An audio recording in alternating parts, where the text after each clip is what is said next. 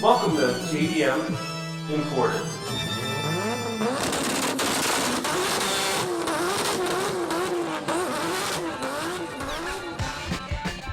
Hey, welcome to episode 7 of the JDM Imported podcast. I'm your host, Dante Prinzo, owner-operator of Elusive Auto Co. For those of you that have been with me, thank you. Thank you for spending the time. I hope you've enjoyed it, had some positive feedback. I welcome the negative. For those of you that are new, just a quick overview. This podcast is basically covering behind the scenes of Elusive Auto Co., my company that I started in the garage, vehicle importer of Japanese cars. So, and this is kind of the behind the scenes, totally transparent view on my findings of cars, what I go through, some vlog type of stuff for port pickups, and some advice. Now, so in this episode, talking about advice, I kind of, I want this to be more of a community vibe, right? So you guys listening out there are going to really dictate where the episodes go. And lately, I've had an influx of interest in, people that are looking to get into the import game, whether it be parts, whether it be cars, that are just gathering information, want to know more. Because again, and I've said this before, I will reiterate over and over and over. I'm not going to sit here and pretend I'm an expert. What I can do is share my advice, my experiences. What you can do is take what you like from that, take what you don't like from that. But either way, it's going to help kind of shape your moves and hopefully save you some steps moving forward. That's the goal. That's it. So, for anyone that might find a hole in something I say, listen, I welcome the correction. Please do. We all need it from time to time. And again, I've learned all of this through experience, through trial and error. If I can save you some trials and some errors, great. If this will kind of help you make focus or move on from your next move, excellent. And that's all I can ask for. So I want to share in this episode, in light of that, I want to talk about the hats you need to wear if you're interested in importing, because it's fun to be around cars, right? We like being around cool cars. We like being around cool parts. That is fractions of the time spent in this type of business. So you need to be okay with all the other stuff, with all the other the hurdles. You need to find a game in it. You need to find it exciting when you figure a way to get around something. Those are the things you need. So I'm going to talk about the hats because you need to wear a lot of hats to get into this. So this isn't going to be, in my past episode, I had a how to import. Go check that out if you haven't already. Kind of gives you a blow by blow of how things go with bringing a car in. This is going to be more focused on mentality. So we're going to hit on that step 1. Step 2 is going to be another kind of vloggy style. I keep saying vlog. This isn't a video. You can't see me.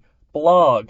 So, but listen, for those of you that heard episode 6, the audio was hot garbage. It was trash. I tried to do everything I could since I was recording inside an RX-7 with the windows down because I forgot to plug in the AC. Side note, that has since been remedied. My FD has AC. It's ready to go. We'll get into that later. But we're going to talk about the business. We're an update on cars because I got some big news, like huge change. It's I'm not going to say it's life altering, but it was one kind of hard to swallow for the business. But talk about a big change there. Vehicle acquired, some things being shifted, and then also, I want to go over the last port trip to pick up the Nissan Cedric. So let's start with a little biz talk. We'll transition into an update for the business, and then I want you to hopefully hang around for a clip with much better audio. It's vlog style like last week, but windows up, AC turned down, so you could hear me, and it's kind of real time of what was going on with my port trip. Some real time insight, so I don't have to come back and look at notes. I really want to give you guys a window as to how it's done, because you can read on forums, you can read articles all you want, but there's nuances. There's nuances with every car, with every port, with every person working at that port. So you got to cover your P's and Q's. But let's hit it off. let's do a little business chitty chat. So the things. All right. So to address the questions I've had of people kind of in the information gathering stage that want to get into importing, and listen, even if you don't, this is kind of a good listen because it gives you. I think this can apply to a lot of businesses. Like I'm going to talk about things that'll help you in importing, but listen, this is every business. Whether you want to start a gym or you want to like start a clothing brand, like the end result is such a small fraction of what you have to do, and in some cases put up with, right? So I think this covers a lot for many different industries, but just kind of my findings. So listen, the initial, we went over previous episodes and how to get a car, right?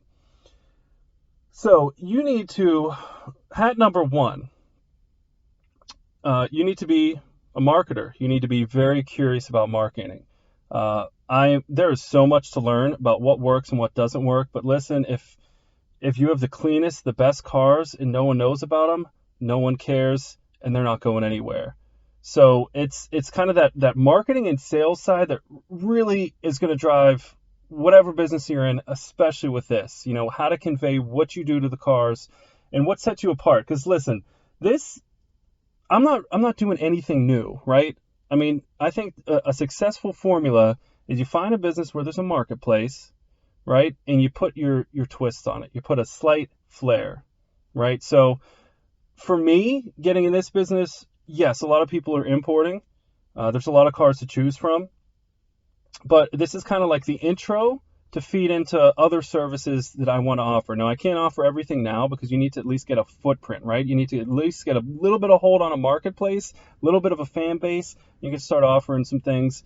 Like I'm really going to start with a hard launch of my purchasing program, which I think will be great for people with patience that really want a specific car and want to actually be involved in picking it and then nothing else. It just shows up with a state title. You're good to go like any used Camry off a lot.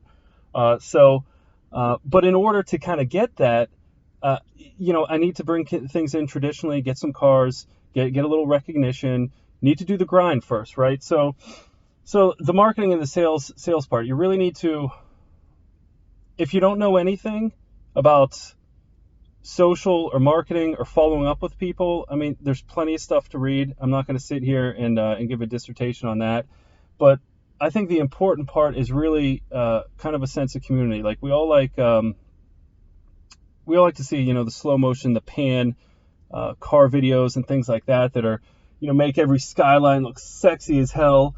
But is that going to reach customers or is that just going to reach likes and people that, just are kind of fans of cars? And that's where the caveat is. So, and I don't want to spend too much time on that. I mean, because listen, I'm still trying to figure out what ads work best. But I mean, really, money has to be invested in promotions, in marketing, in getting your name out there and growing a bit of a community. And it takes time and it's a grind because there's so much noise.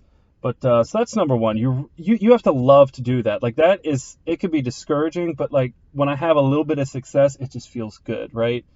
And that's why I'm doing this podcast because I mean, who knows? This might be the thing that catches on that helps grow the fan base. I'm trying everything right now. If I put all my efforts in Instagram, I could probably have a lot more success there.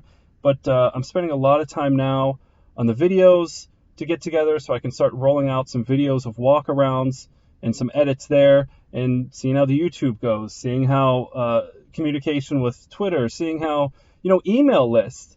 I mean, what I've really been finding is, or thinking about, and I need to put more time into it, is growing an email list of people that want to get some updates directly because regardless of what happens with any of these social platforms, like that's mine. Like those are my people, my customers that I can do what I want with. So regardless of what algorithms change, what's promoted, what's considered influencer, whatever, an email list is like you own it. That's you. No one can mess with it. The only one that could screw it up is you by just putting out nonsense. So phase one. Phase two, I'd say hat number two is listen, man, you gotta be cool with paperwork. And I mean, when I say cool with it, like I'm not saying you have to like it because I don't like it, but I like knowing that I'm not a headache when I go to Border Patrol, that I'm not a headache when I'm dealing with a shipping company, that I'm not a headache when I'm dealing with the export, with my purchaser, my buyer over in Japan. That I have everything lined up, and I'm not shortcutting everything, and I double and triple check things. And it's a headache, and people change on you. I mean, just a quick example of that. I went to pick up the Cedric.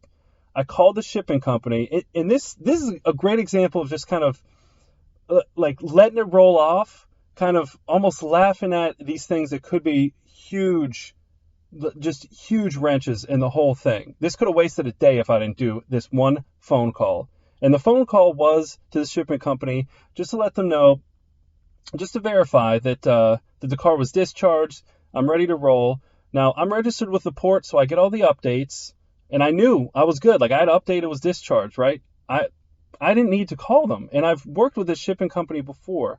And what they have is on most shipments, they'll have what's called a negotiated bill. And essentially, you have to send them like a $4 or an $8 or a $6 check. And I still haven't gotten a straight answer what it's for. I don't really care, but you send them a check with the original bill of landing, then they, essentially release the vehicle. And with this shipping company, W&W, they're the only ones, at least at Ocean Terminal in Savannah, that have an office there. Now, this is where it gets interesting. I've worked with them before. I've gone through the port, through the gate. I've handed them the check, the bill of landing, instant line release. I can go get my car. Easy, right? I don't have to send anything. I don't have to overnight it. I don't have to stress that that bill of landing is going to be lost, because there's only one original. They'll give you a second original and a third copy, but you need that first original. Like, if that gets screwed up in the mail or something, I don't know what the repercussions are, what you can do, but it probably won't be fun, and it'll take long, and it'll cost money, like everything else. So I called them just to confirm, and I was like, all right, well, cool. So I'll go to the port and make payment. And they're like, oh, you know what? We haven't updated our website. I'm like, all right, like what? And they're like, yeah. So you need to send that in now. I'm like, so you don't have anyone at the port? They're like, yeah, it didn't make sense. So we have like one person there, but they're part-time. We don't really know their schedule, so we can't promise they're going to be there. So you need to send us your bill. So I'm like, I don't give them any flack, right? I mean, they're dealing with like multi-million-dollar shippers. This is one car. I'm like, oh, all right, cool. Like, I'll overnight it. It's fine.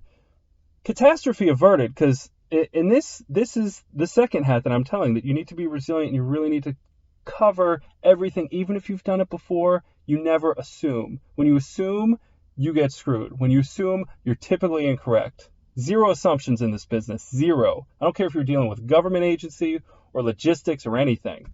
Don't assume, like straight up, because this could have been a 4.5 hour drive, and I'm going to get into all the other things I did, picking up another car, trailer, all these logistics that I had to work out. It was a 14-hour day for me. Could have been for nothing over an $8 check. Let that soak in. I've done this a bunch of times. I've worked with this company before. An $8 check. I wouldn't have been able to get the car. I would have had to leave. There's nothing you can do. You can't instant ship anything, right? They need a hard copy. Fastest you can do is overnight. Fastest you can do is next day. Wasn't happening. So I would have been shit out of luck. I would have had to leave. And leaving, I had to wait to pick up another car on the way down, the company car, which, again, hang on, we'll get into that. So if that didn't work, if I had to leave, I would have hit my max days that they would store the car there. It would have went into general order. I would have had to resubmit some paperwork. It always breaks down to, if you screw something up, paperwork, money, time.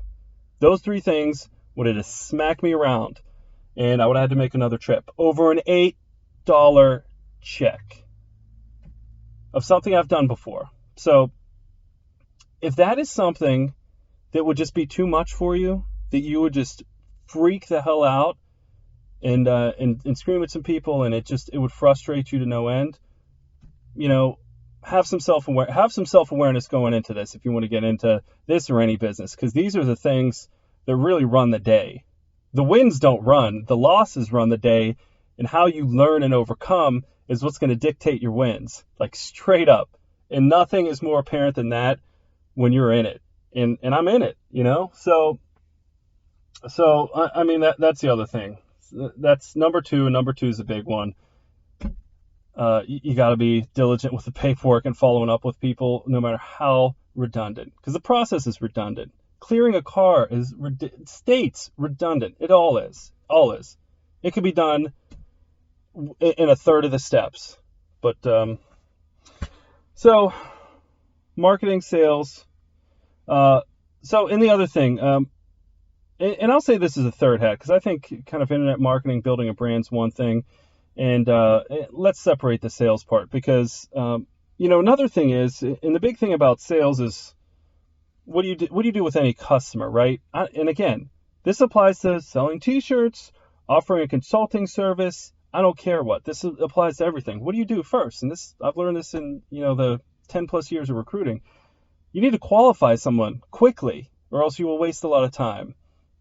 For instance, like in the car game and importing and parts, whatever it may be, there's a lot of people that want but aren't ready.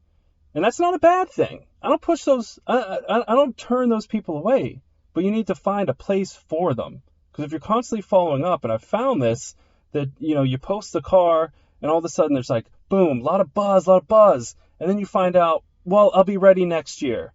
And that's cool. Like, I don't hate on that. That's great, because you know what? You can be my customer next year, and I'm going to keep in touch with you. But I could spend so much time with each person, fielding their calls, answering emails. We could go back and forth, 5, 10 email chain or DM chain, whatever it may be. And then you come to find out they're not actually ready, And I mean, we've all been there. I've been a tire kicker. Sometimes it's fun. You kind of see what price you can get things, but you're not ready. You know what I mean? You're trying to get all the information from the car, but you're so far away. And it could really be a time suck, not a time waster. Because again, these people will come around. Some will waste your time, but I won't turn anyone away. But I also know where to put my time. So you qualify somebody, and it's basic stuff, but a lot miss it. And I've done, again, this is a full transparency show. What I do. I mean, when I started, I called a lot of import companies as if I was a customer, because I kind of wanted to see how they operate, what works, what I liked, what I didn't like. It was a great way. I gathered more information from doing that, spent less time than all the internet research. I mean, like, get out there and do it. And that's an action you can do. Like, you don't want to totally waste people's time, but you call, you ask about some questions, you just see how they are, kind of what their process is. And it was paramount, in helping me kind of script, what I was going to do. And yeah, there's a lot that just don't. Actually, I don't think any place I called qualified me. And I don't mean hey, do you have the money? Don't be a dick. But it's just oh, cool. You're into Skylines? Yeah. Tell them a little bit about the Skyline. Tell them a little bit about the part or whatever. Yeah, man, I love this stuff. True enthusiast. Great. Yeah, cool. So when were you looking to get one? And that's it. I don't think you're being a dick for asking that. And right there, you can say, oh, I've been looking for a while. I'm ready to roll. Or, yeah, I'm just in the initial stages, gathering some information. Or, it's kind of hope and a dream. Or, oh, I'll be ready, after tax time. Or I'll be ready after this. Either way, any of those responses, I can then figure out what my strategy is. Am I going to follow up with you monthly? Just a message a month just to keep you warm? And these are things you have to do. And it might seem like a waste of time, but I'm telling you, these are the people that think of you a year from now when they come back. But these are also the people you don't need to be talking to every week for 20 minutes on the phone, 30 minutes, just kind of bullshitting with them about cars. Because listen, I get sucked into that. I totally do, because I love it. I truly love talking about this stuff. But I could get so sidetracked. And then before I know it, I've spent hours upon hours, basically at a virtual car meet, and I haven't gotten anything done that's really going to help the business. So that's what I mean by and let's bundle in self-awareness with qualifying. You know what I mean? Those are big things. And again, I think it applies to all. So, and this is what I've been finding. So again, that's why I kind of wanted to share this portion of this podcast with you, because I've been getting a lot of questions. And again, keep bringing the questions. I will answer them. Call me. I will, I've had multiple people this week that I've just talked to on the phone that want to get into the business. And see, I see value in that because these are shorter conversations.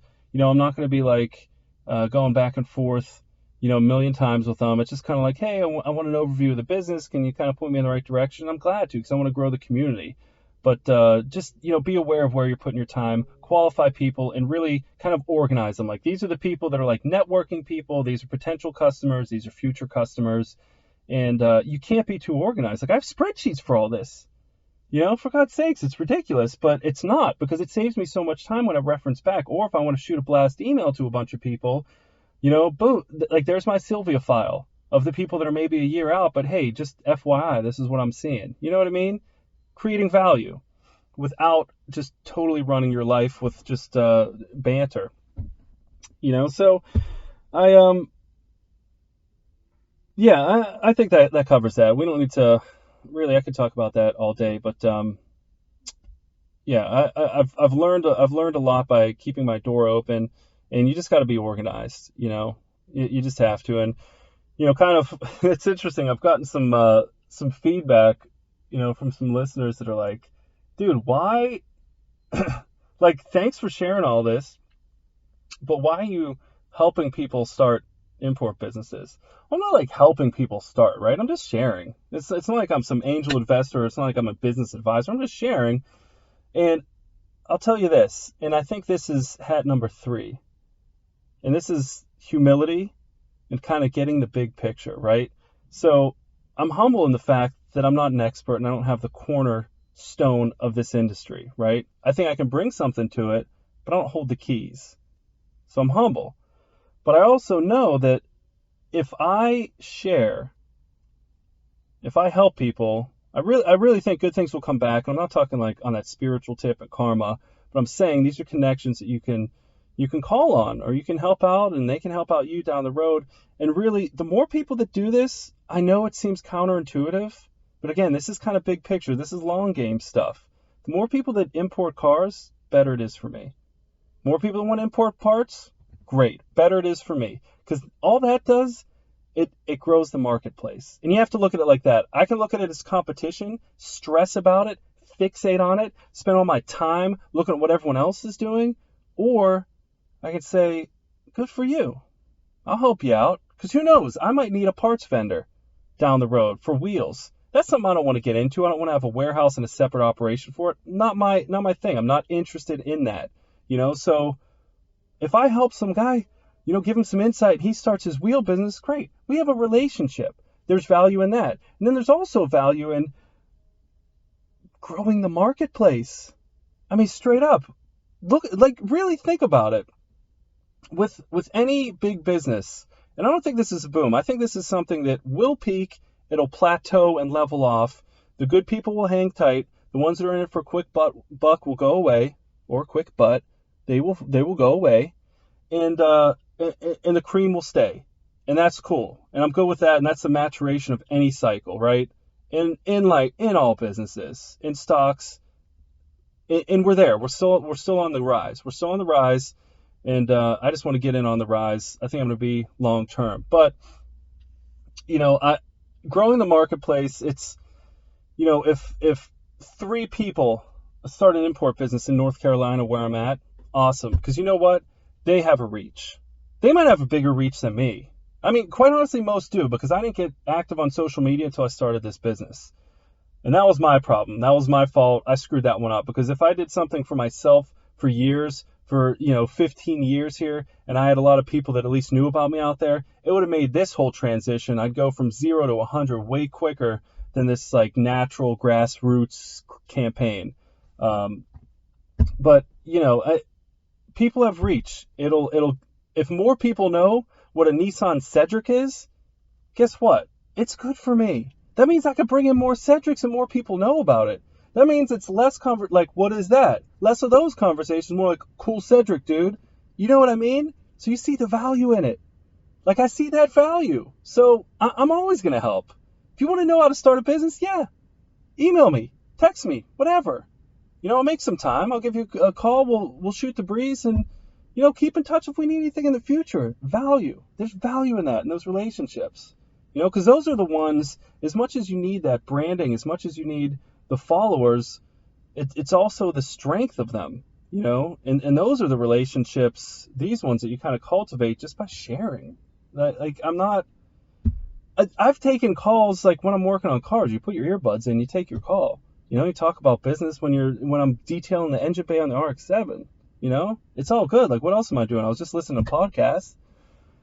So yeah, I think that's another main one, and I think the last hat is really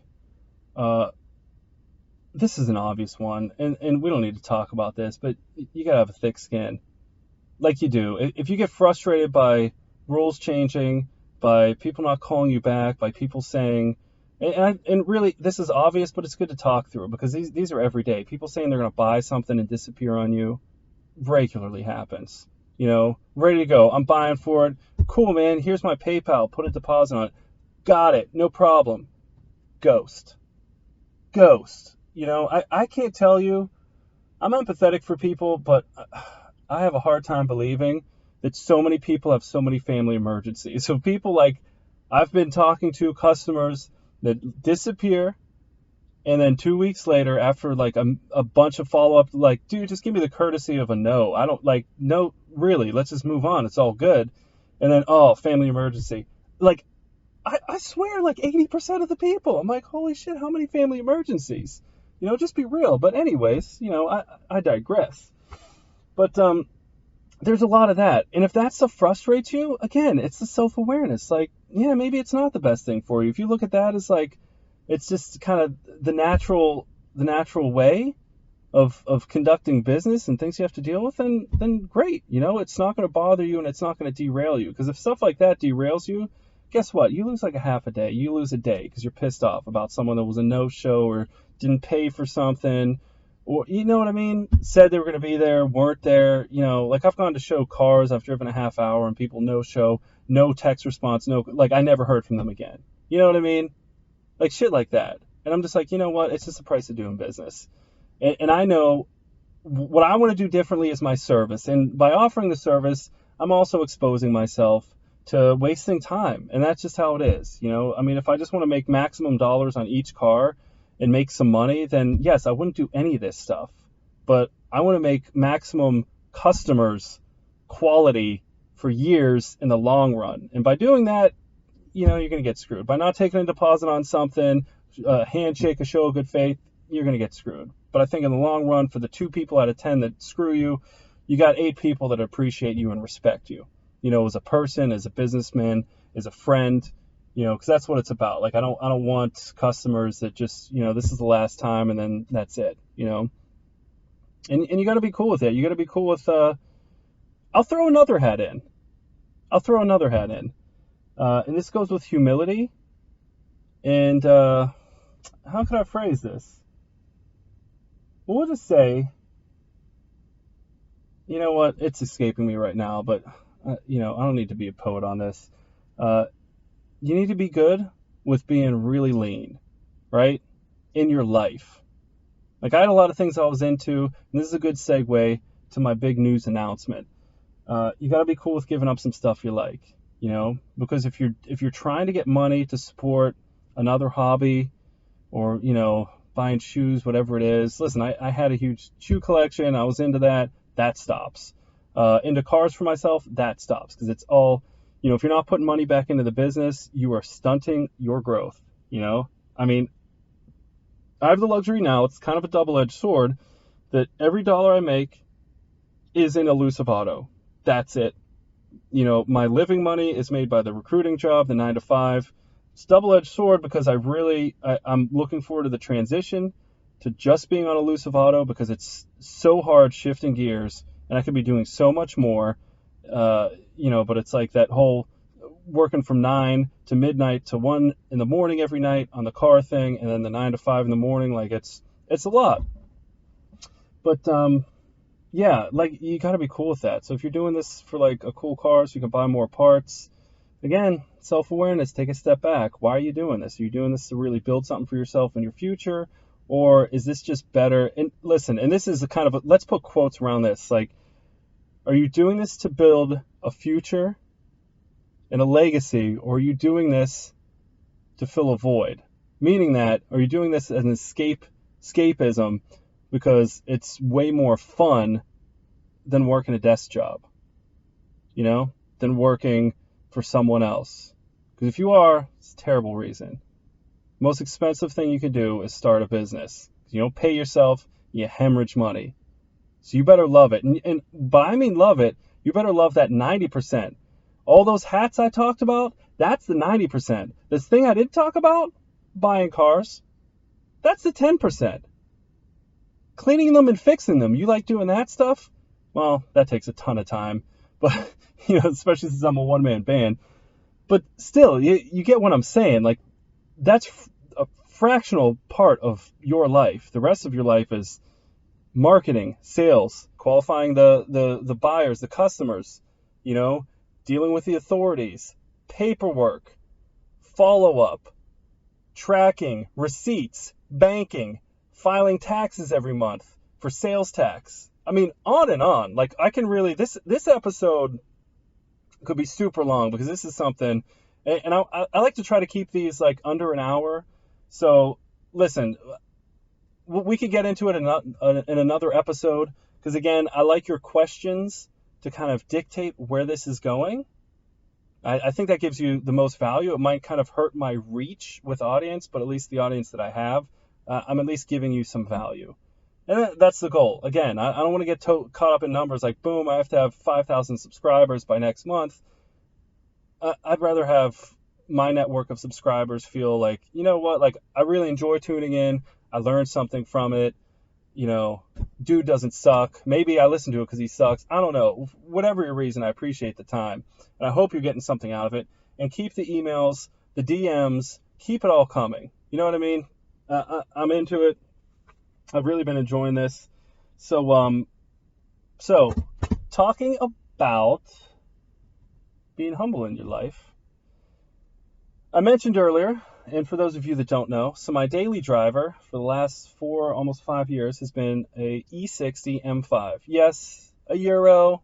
Don't hate on me. It's my first Euro. Always been a Japanese car guy, but I needed a 4-door. I wanted something fun. I could fit 2 kid seats in it, and it's got a V10. Like, find me another car that quenches that thirst, right?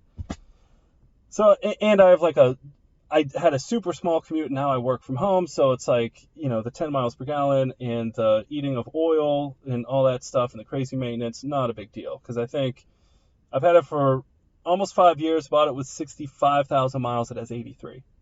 So, do the math. I don't drive it much, but it's been my daily. It's been my favorite daily, like straight up. I've had a lot of cars, by far my favorite daily. And with this business, I needed something functional. So I needed a vehicle that could tow, because I'm done relying on people, because again, it's another layer.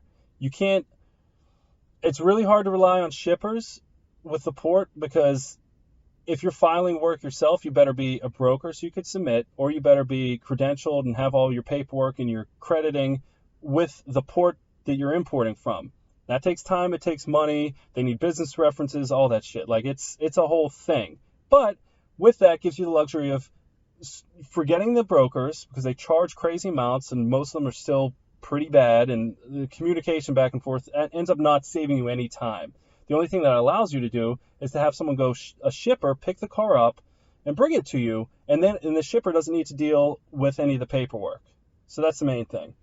But since I do all the paperwork myself, that's not an issue. But the shippers, I've just had in the past, they have security clearance and they're like, oh, I didn't know you meant TWIC card. Well, like, I have a TWIC card. You know what I mean? Like, you need a TWIC card to get in a port. There's big signs everywhere. If you've been around the block, you know that. So that screws you in a lot of times at ports too. Even if they do have clearance and everything ducks in a row, it's a headache, because they might have to sit there for like an hour, hour and a half to wait for the car. You have to wait for the clerk to come out. They get mad. They charge more.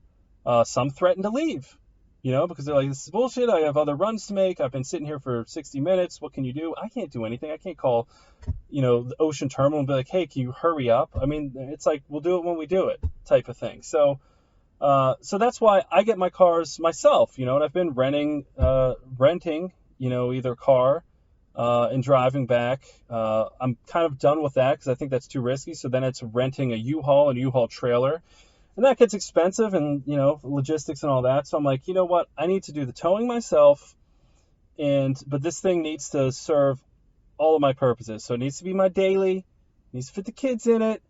I don't need a diesel big rig. I'm not doing like a multi-car trailer. I just need it like just enough to tow. And then because that is the 3% of the time I'm using it is towing it. And the rest of the time it's like, pick up parts, maybe some local towing to the body shop, things like that will be way more convenient because I can take things for paint already disassembled instead of disassembling them in the parking lot like I've been doing. And I can have a ride back because I have my own truck. So the big news, the big kind of breakthrough I've had was, screw it, as painful as it is, I'm selling the M5. And when I went to go pick up the Cedric, I picked up a Honda Ridgeline from Copart auction. So it's wrecked, had a rear end, because I could get it on the cheap, good mileage, has all the options I needed, and can tow just enough for a car. It's not fast, it's not great, but it gets the job done. And most of the cars, the Cedric's the biggest car I'm pretty much ever going to tow. And I did, I haven't purchased a trailer yet, so I rented a U-Haul trailer. And for those of you that might know or might not, U-Haul trailers are crazy heavy. So, when I get my own single car 16-footer, it's going to be lighter, in the car. So be that as it may, before I get into too much of that, it towed fine, 3,500 pound Nissan Cedric, it towed up ramps and hills. Like it was slow, but not like dangerous. I keep getting this kind of pushback, like, why didn't you get like a V8? Why didn't you get like a diesel? Because I don't want to drive that shit around like 90% of the time. When I'm just driving around town, I don't want to deal with that. I want to drive a truck that feels like a car, because straight up, and that's what's made this hard, I hate driving trucks. Like, I hate it. I hate driving SUVs. I'm a car guy. I always will be. It's so painful because it's like I kind of hate this, but I hate this Ridgeline, but I love it because I love what it stands for. This was a huge decision for me. I bought a car just for the business. I would have never bought this if it wasn't for needing the functionality. And I'm getting rid of my favorite daily of all time. Hands down, bar none. So, and that's, I wanted to share this because it's a bittersweet, right? I'm excited because of what this means. And this is like another commitment to the business, right? This is another like all in, right? But it's also, I don't know, like I'm excited about that, but I'm also like bummed because, like it was kind of known for like my loud M5 dropping the kids off at daycare. Like I don't have that anymore, people used to, I could take, if I had nothing to take to a Cars and Coffee, I could at least take my daily there and have something to talk about. Like I'm not taking my Ridgeline, you know what I mean? But I'm not going to have that issue anymore because right now I have 3 cars in inventory. Right now, I have 5 cars because I have my M5, the Ridgeline, the FC, the FD, and the Cedric. So, and quick update, and then we're going to get into the vlog, kind of the real time of my experience at the port. I'll kind of give you the run through my initial impressions of the Cedric. But let me just tell you, I love that thing. It is nuts, just nuts. The fact that it was in that condition after sitting on a boat for a month, sitting in a port for 2 weeks, the paint was definitely sealed, so someone took care of it, because there's usually this filmy, grimy, nasty stuff from shipping that just like, it's hard to wash off. And it had none of that. Like you could, if you put your finger on the paint, it would just come right up, and the paint was super smooth. And the interior was not lived in. Someone levitated in that vehicle throughout ownership. Also, they kept it indoors in a bubble, climate controlled. No question about it, because there's no way a 25-year-old car has moldings, dash, seats that look that good with no sun damage. No way. So it's, 15,000 kilometers, 11-ish thousand miles, out of this world. Super happy with that. I think that'll be a nice compliment to 2 RX-7s. The FD, it's Saturday now, Saturday the 7th, and it's raining, it's overcast. This was going to be my day to take pictures and post the FD officially for sale, since I have the title. I don't know about that because you kind of, it takes a lot of time to put the pictures and the video together, and I want to have some kind of sun or sunset. So it might be tomorrow. We'll see how the weather holds out, but I'm really excited to get that on the market. I think someone's going to enjoy that. This Cedric, someone's going to be shocked with this, like shocked with it. And really, it is a welcome piece for me because it's just change all the fluids like I do in every car, do an inspection and a detail, and it's ready to go. Like I don't have any clips to buy, like the FD. I refinished all the interior plastics. I'd order all these odds and ends clips that either broke or that weren't there, and the panels, the panels are all rattling around and stuff. So all those kind of nickel and dime things from Mazda where, I'll spend $80 on just a bunch of clips and interior stuff you don't even see, and it takes so much time, so much time. So this Cedric's just, man, I'm happy to have it. Even going to be sad to see it go because it is just really a cool car, a lot of cool quirks, which I'll kind of recap on after the vlog I did it again, the blog. So hope you enjoyed. Hope you enjoyed kind of my rant on the industry, the business, things like that. And here is the blog, and here is the blog of my last trip to the port, picking up the Ridgeline, going to U-Haul to get the trailer, going to Customs to clear, going to the port to get the Cedric. It was a lot, and it all worked out. Talk to you soon. Yes, sir. Here we go. Little recap on the day. So, chilling in the Honda Ridgeline. Yes, not the best tow vehicle, but again, it does everything I need it to do. It's going to tow 5%, probably 3% of its life. I mean, we're talking a trip to Savannah at most once a month. So, and you know what? Surprisingly, shockingly, this V6, people are telling me it's not going to be able to get out of its own way. It's fine. Yeah, you floor it, but I mean, it's got VTEC. It's a little slow out of the hole, but at no point have I felt this was dangerously slow, and I've had to merge out into traffic. There's even a part of some on 95, part of the highway. It was an on-ramp that was in a hole, so I'm coming out of a tight turn, have to floor it up the hill, and I merged fine. I mean, really, it's I think sometimes people get caught up with tow vehicles. It's like it needs to be super easy to tow with. And I mean, unless you're doing it for work and you're towing all the time, it's like I'm fine with, maybe it's struggling a little bit up hills because that's a percentage of a trip. That's a small percentage of the time I'm actually using this thing. So I love it. I mean, the ride's been nice. It's level. It's not sagging in the back. Surprisingly, I thought I'd have to buy some airbags to stabilize the rear springs a little bit, but we're all good. And the Cedric is on the back, and this Cedric, it's 3,500 pounds. I have a U-Haul trailer, which those are notoriously heavy, so this is by far the heaviest situation I'll have, and I'm getting around fine. So I wanted to touch base for a recap, catch it in the car here. I've given some updates throughout the day. Forgive me if there's some repetition, because quite honestly, I forget what I said, because this has been a long, grueling day.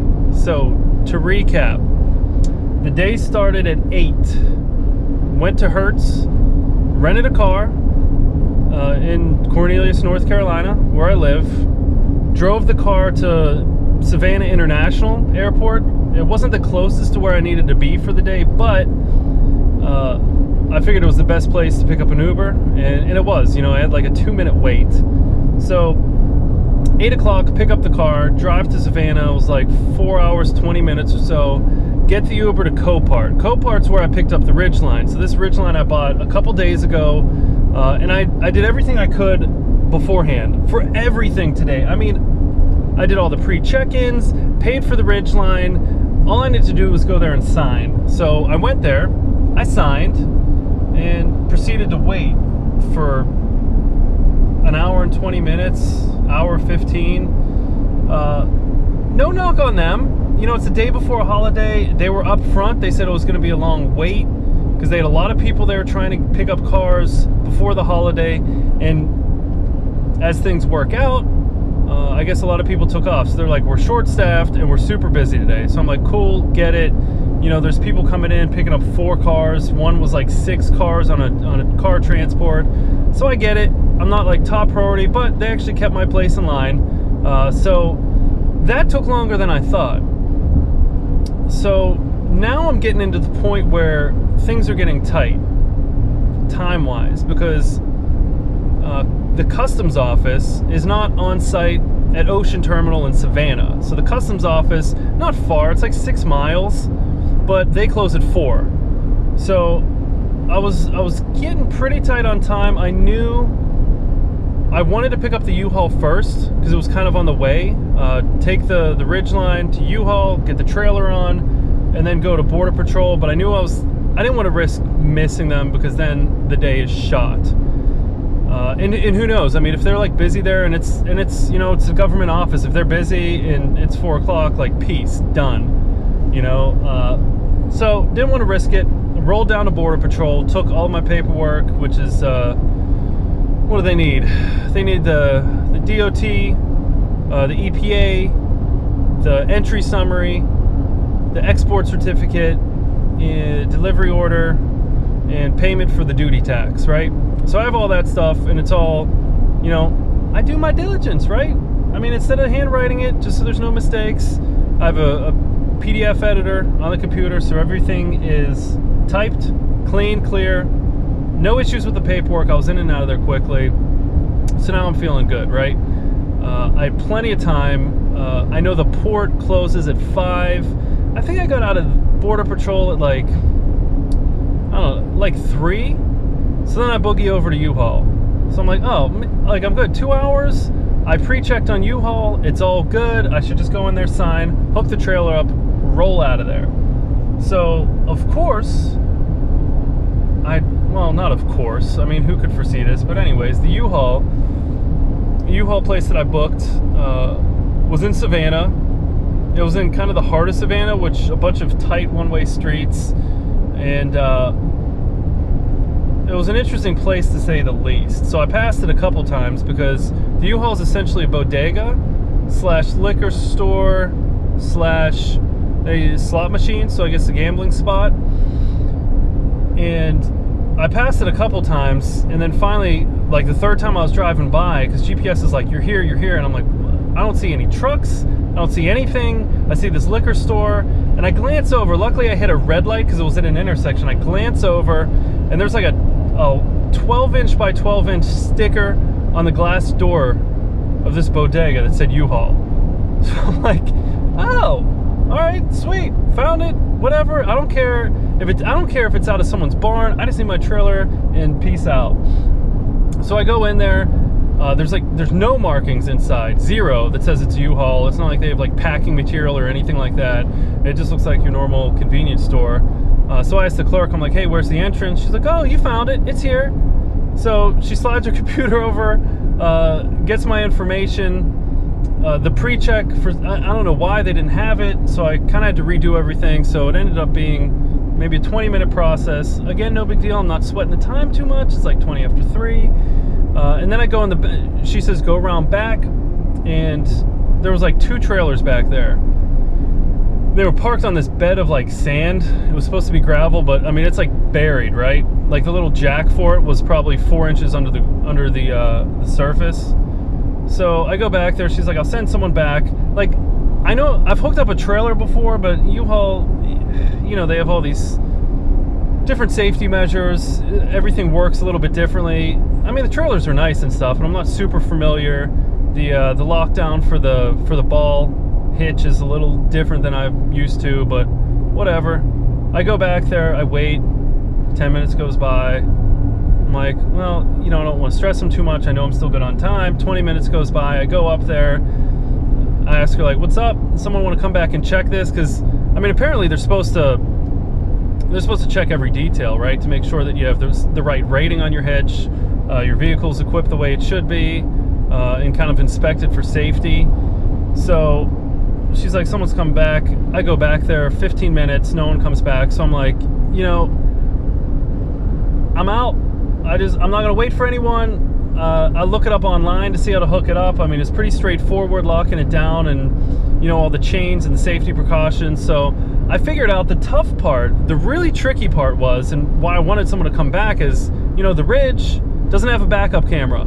I usually don't care about fussy features, but for towing, you need that. I mean, it's impossible. Like there is a huge blind spot in the back. There's no way you can line up a 2-inch ball with a receiver on the trailer. Like it would be magical if you're close. So what I did, luckily I had the GoPro with me, and if you have the GoPro app on your iPhone, you can, turn it on and toggle it remotely and also get a real-time viewer so you can see what your GoPro sees. So with a little ingenuity, I just stuck it on the tailgate, aimed it straight down, watched my phone. It was still a little tricky. Like, I got it done. It's on a bit of a lag, so it's like you move 2 inches and then a second later the camera moves an inch, you know what I mean, like the video finder. So that was a little tricky, but anyways, got it lined up, hooked it up, and I just left. Like, I had all the paperwork, we're all good, whatever. So, and at this point it's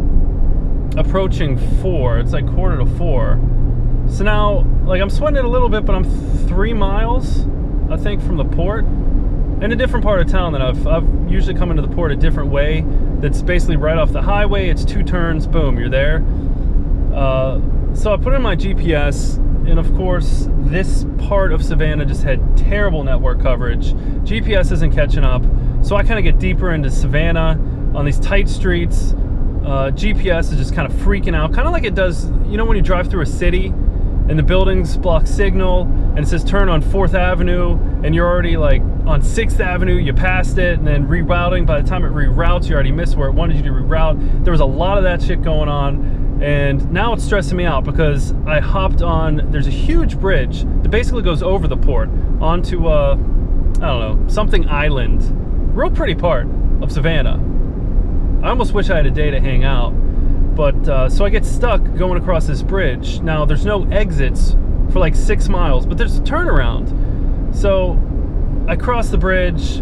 Now I'm getting pushed back even further. I do the turnaround, and then you come out of that, and there's no left turn.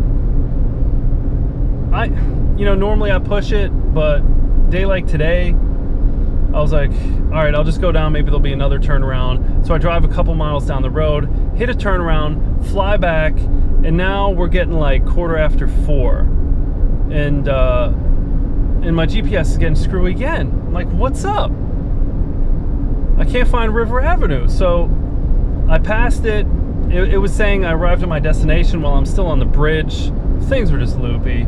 I mean, everything went, yeah, it took longer, but overall, everything went really smooth today. Today was a long shot. It was a fucking long shot. When I jumped into this, I was like, if I run into any issues at these places, if I hit mad traffic, an accident, like that could be it. That could just that could screw the whole day, and I'm done. And then what? 4th of July, I'm probably gonna stay in Savannah. Like, told the wife, hey, outside chance, I'm gonna be hanging out in Savannah for the 4th.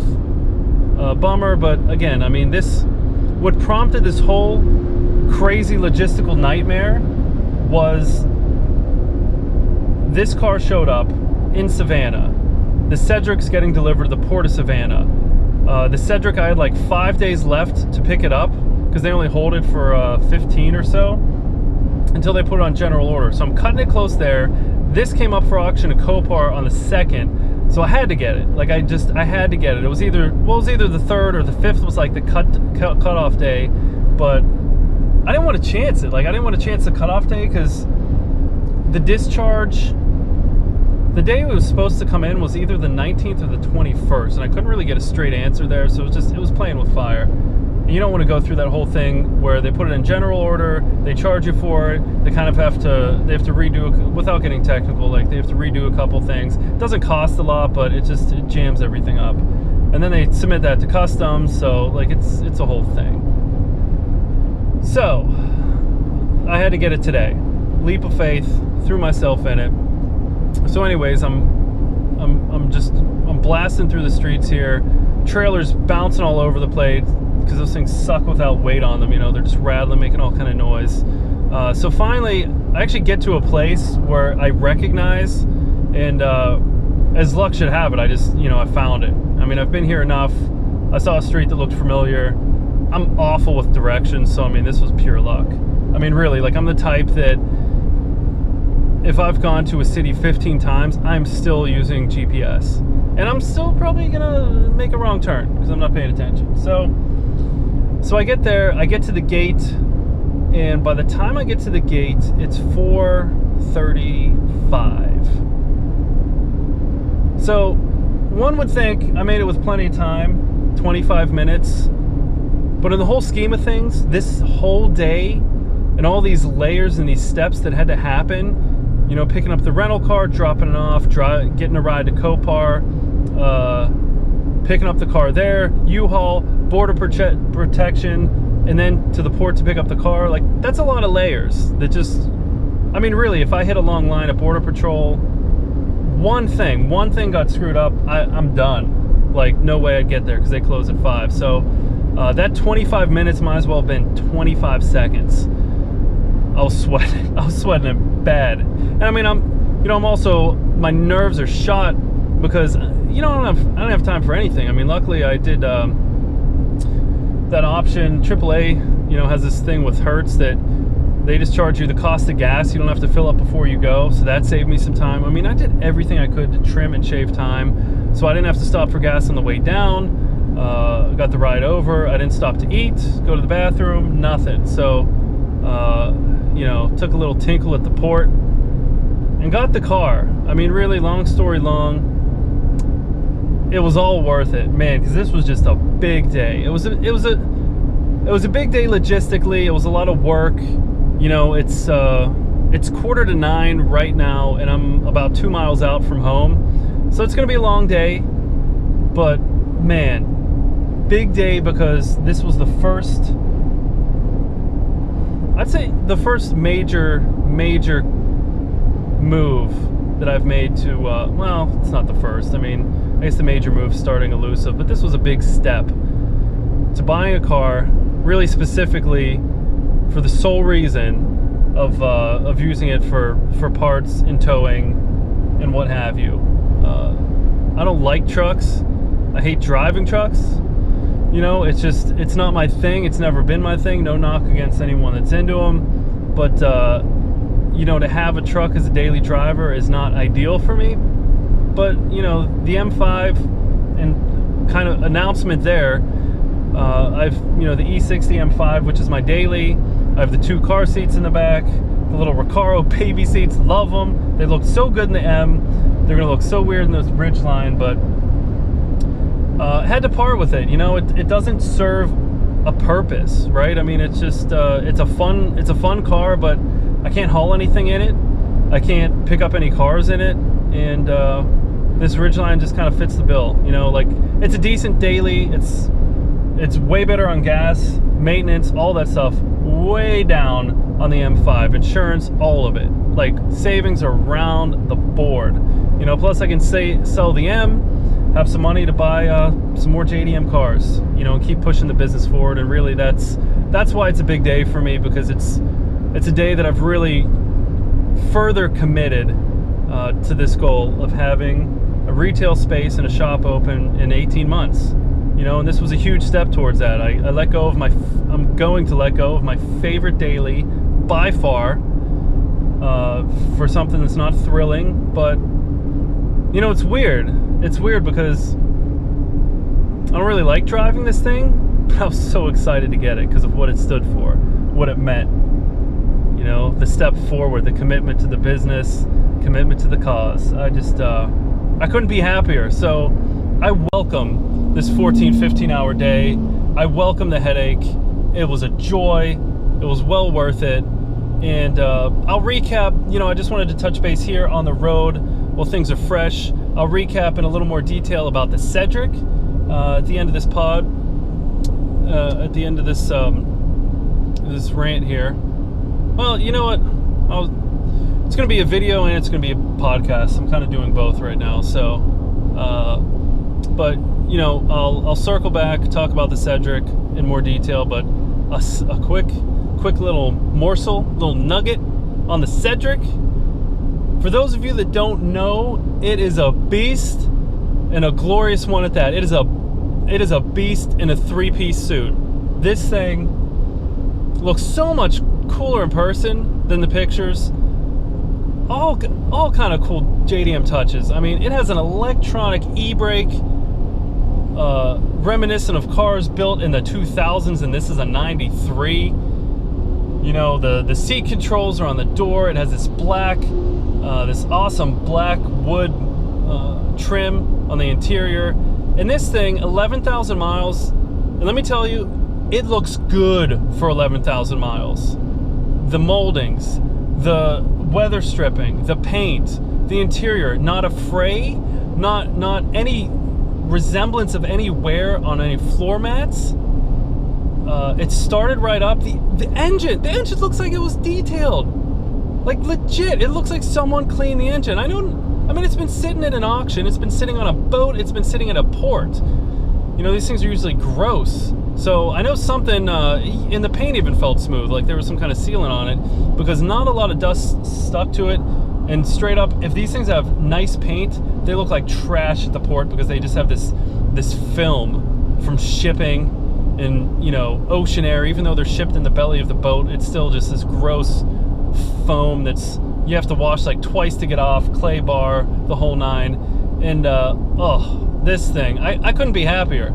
I mean, really, this would be the family car. But man, if I was looking for a VIP project or just a really cool head turning type of daily that looks like an old Bentley, this would be the one. Man, real excited about this car.